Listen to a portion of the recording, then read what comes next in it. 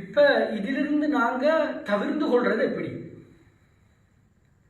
இதுக்கு ஏதாவது மார்க்க ரீதியாக இதுக்குண்டான இதுகள் சொல்லப்பட்டிருக்கான், மாற்று வழிகள் சொல்லப்பட்டிருக்கான். இப்படி நிறைய பேர் கேட்கிறாங்க. கண்ணியமானவர்களை இதற்குண்டான 4 பதில்களை மார்க்கம் எங்களுக்கு அழகாக படிச்சது. அதுல முதலாவது தெளிவாக நுணுக்கமாக நாங்கள் விளங்குவோம். முதலாவது, திருமண வயதை அடைஞ்சிட்டா நாங்கள் எங்களோட புழக்கத்தை பார்க்கக்கூடாது. இந்த வயசுல தான் முடிக்கணும், இந்த குடும்பத்தில் இந்த வயசுல தான் முடிச்சு கொடுக்குறாங்க, இந்த ஊர்ல இந்த வயசுல தான் முடிச்சு கொடுக்குறாங்க. இதனால் என்ன நடக்குதுன்னு சொன்னால் அதிகமான பாவங்கள் நடக்குது எங்களை இந்த பழக்க தோஷத்தான. கண்ணியமானவர்கள், பழக்க தோஷம் அல்ல, எப்போ தேவை வருது, எப்போ பிள்ளை குட்டிக்கு தேவைன்னு வருதோ பெற்றோர்கள் யோசிக்கணும், நாங்கள் இந்த நேரத்தில் இவங்களை முடிச்சு கொடுக்காத நேரத்தில் இவன் இப்படியாப்பட்ட பாவங்களில் ஈடுபடுவான்.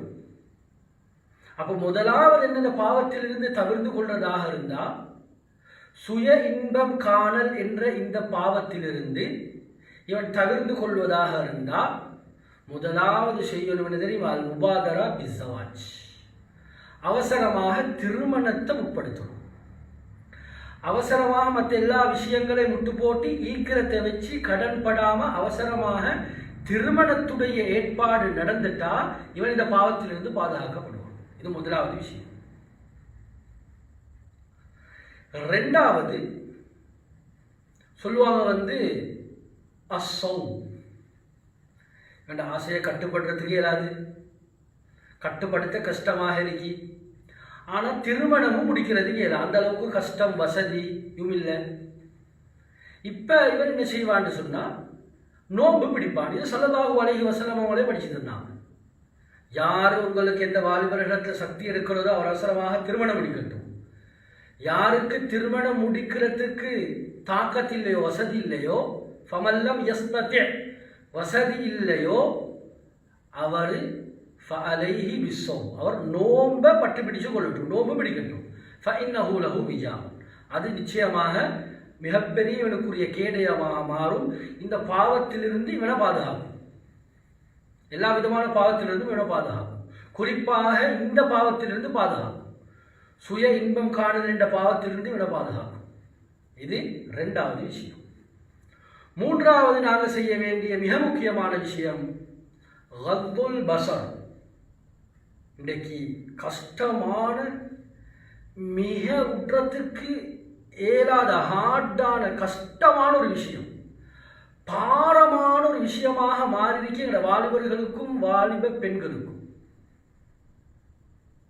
அது சுய வாழ்க்கையிலையும் சரி, அது இரவிட படுக்கைக்கு போனாலும் சரி, இந்த மொபைல் ஃபோன்களின் மூலமாக எங்கள் வேலை தளத்துக்கு போனாலும் சரி, இந்த பார்வையை தாழ்த்துறது ஏழாமல் இருக்கு.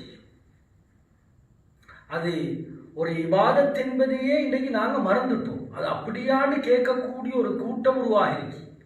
அந்த அளவுக்கு இது சர்வசாதாரணமாக மாறிட்டு. அதாவது பார்வையை தாழ்த்துறது. கண்ணியமானவர்களே, பார்வையை தாழ்த்துறது எல்லா விதமான பாவத்திலிருந்தும் இவனை பாதுகாக்கும், இவனோட உடம்பை பாதுகாக்கும், இவனுடைய ஆசைகளை, மோசமான இச்சையை பாதுகாக்கும். அப்ப பார்வையை தாழ்த்தணும். இது வேற யாருடையும் கட்டளை இல்லை, இது சைக்காலஜி அறிஞர்களுடைய கருத்தல்ல, இது அல்லாஹுடைய தெளிவான கட்டளை. முக்மின்களுக்கும் முக்மினான ஆண்களுக்கும் அல்லாஹ் தெளிவாகவே சொல்லிட்டான், பார்வையை தாழ்த்துமாறு. பார்வையை தாழ்த்துறது சகோதரர்களே மிகப்பெரிய இபாதத், சமகாலத்தில் மிக கட்டாயமான ஒரு இபாதத் என்று சொல்லலாம். சில மார்க்கறிஞர் அப்படியும் வர்ணிப்பார். அப்ப பார்வையை தாழ்த்துறது, பார்வையை தாழ்த்தக்கூடிய நேரத்தில் இந்த பாவத்திலிருந்து தவிர்த்து கொள்ளலாம். நாலாவது தெளிவாக விளங்குங்க, ஏதாவது ஒரு ஓய்வு நேரம் கிடைச்சா இந்த மொபைல் ஃபோனை தூக்காம, இந்த ஏனைய இணையதளங்களுக்கு நாங்கள் போகாம, அதை அப்படியே ஓஃப் பண்ணி போட்டு அல்லாஹுக்கு விருப்பமான இபாதத்துகளில் ஈடுபட்டு, தொழுகையில், நஃபிலான வணக்க வழிபாடுகளில், குர்ஆன் திலாவத்தில், நல்ல காரியங்களை ஏவுறது, தீமையை தடுக்கிறது, இப்படியாப்பட்ட செயல்களில் ஈடுபடுறது. இப்படியாப்பட்ட நல்ல காரியங்களில் ஈடுபடுறது. அல்லது சொல்லுவாங்க அல் ஹுவியாத் அல் முபாஹா, ஆகுமான பொழுதுபோக்குகளில் ஈடுபடுறது. ஆகுமான பொழுதுபோக்குகளுக்கு தொழுகைக்கு இடைஞ்சல் இல்லாமல், இந்த வணக்க வழிபாடுகளுக்கு இடைஞ்சல் இல்லாமல், இந்த குர்ஆன் திலாவத்துக்கு இடைஞ்சல் இல்லாமல், நல்ல காரியங்களுக்கு இடைஞ்சல் இல்லாமல் பொழுதுபோக்குகள் இருக்கின்றா இந்த பொழுதுபோக்குகளில் ஈடுபடுறது. நல்ல ஒரு ஆத்தோரத்துக்கு போயிட்டு வாரத்துக்கு ஏறும், அல்லது நல்ல கூட்டாளிமாரோட சேர்ந்து ஒரு பக்கத்துக்கு போயிட்டு என்ன செய்யறதுக்கு ஏறும், நல்ல சந்தோஷமாக சிரிச்சு கதைச்சி பாவம் இல்லாமல் இருந்துட்டு வாரத்துக்கு ஏறும்.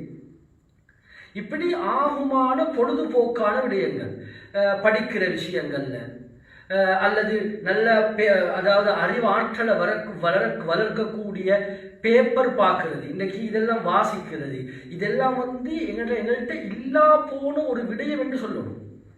இவைகள் இல்லாதனால தான் நாங்கள் இப்படியாப்பட்ட பாவத்தில் நாங்கள் ஈடுபட்டோம். அதனால தான் மார்க்கறிஞர்கள் சொல்லுவாங்க ஆகுமான பொழுதுபோக்குகள்லையும் ஈடுபட்டுறது. நன்மையான காரியங்கள்லையும் ஈடுபட்டால் நன்மை கிடைக்கும்.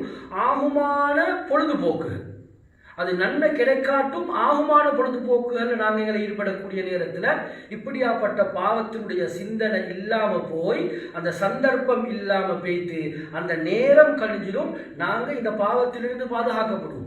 அதனால் இந்த சுய இன்பம் காணுதல் அல்ல ஆதத்து சிர்ரியா என்று சொல்லப்படக்கூடிய இந்த பாவத்திலிருந்து நாங்கள் தவிர்த்து கொள்வதாக இருந்தால் கட்டாயமாக இந்த நான் சொன்ன இந்த 4 விஷயங்களையும் தெளிவாக சிந்தனையில வச்சு நாங்கள் வாலிப பெண்களும் தான், வயோதிபர்களும் தான், அனைவரும் தான் நாங்கள் ஈடுபடக்கூடிய நேரத்தில் அல்லாஹுக்கு சுப்ஹானஹு தஆலா நிச்சயமாக இந்த பயங்கரமான